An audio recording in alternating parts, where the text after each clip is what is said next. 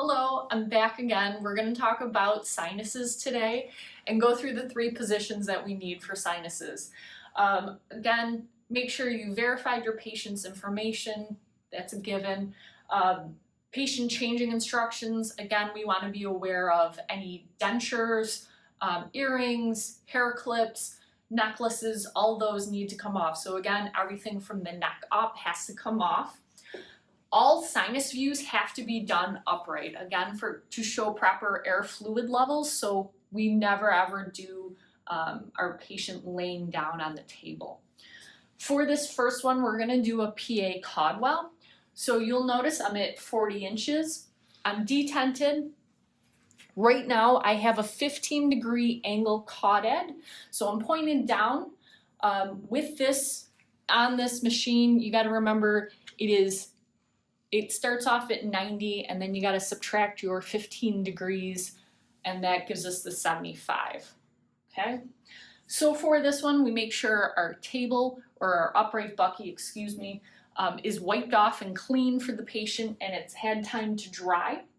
At this point, we're going to have our patient bring their body up against the board.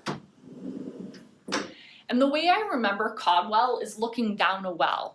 So you're going to look down, the patient's going to bring their forehead and nose against the board, and I'm just looking where they are, okay? I'm seeing the line. Also, I didn't talk about my image receptor. It is in there and loaded.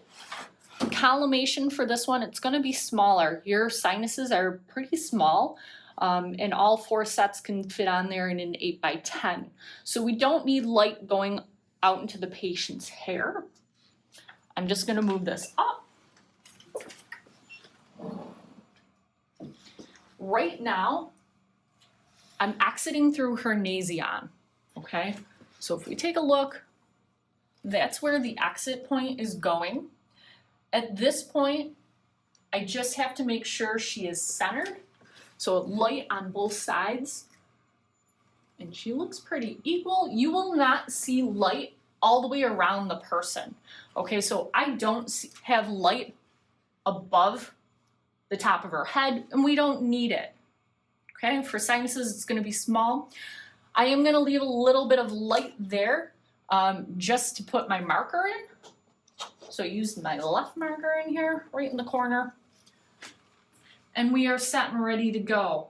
So at this point, make sure your marker or your techniques are set, and then you will be set for your exposure. So the next position we're going to talk about is the waters. The way I remember it is you're trying to keep your head up above water. Okay, so what's going to happen before I start positioning, we're going to take our angle off. So we're perpendicular. The person is going to go ahead and extend their chin up and place it on the board. Right now, my positioning line, we're a little low, so I'm just gonna move it up. So Lisa, just bring back a little bit, yep. Great, and you can go ahead and rest on there. I'm lining her up where we're gonna exit through her acanthion, okay? And I'm just gonna tip you forward just a little bit, okay? I'm centered there. Make sure Lisa looks, and it's tough to watch where your center line is and make sure she is nicely on both sides. So it can take a little bit of practice. Again, with hair, I'm just gonna make sure the marker is in the light, and we are all set to take our waters view. The last position we need to talk about is the lateral. Again, you need to ask the patient if they're having pain on either side. If one side is more painful than the other, you want to bring that side to the board. If it doesn't matter, again, I would choose the one that is easier for us to position. In this case, it would be her right side. So first thing I'm going to do is switch my marker out. I'm just going to put the right marker up there for the moment. So positioning for this, their body can stay flat up against the board, and we're going to kind of turn them a little bit away from that. Okay, remember, we don't want to put them completely into a lateral. because now we have this space there, and if we try and move their head closer to it, it's going to create that crooked and out of alignment look. So again, keep their body close to the board. They're going to turn their head so they're facing you, and the side of their head is going to rest upon the bucky. Okay, so again, for positioning, I'm going to get right in front of her. Make sure the inner pupillary line is perpendicular and not crooked. Also, her mid-sagittal line has to also be parallel. Okay, so I'm just going to move her just a little bit. Great.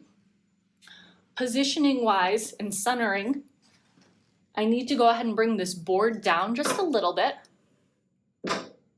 We're going to be right about the level of her orbits. We're going to exit just back a little bit from her outer canthus. So more so like on the person's temple. So I'm going to position that.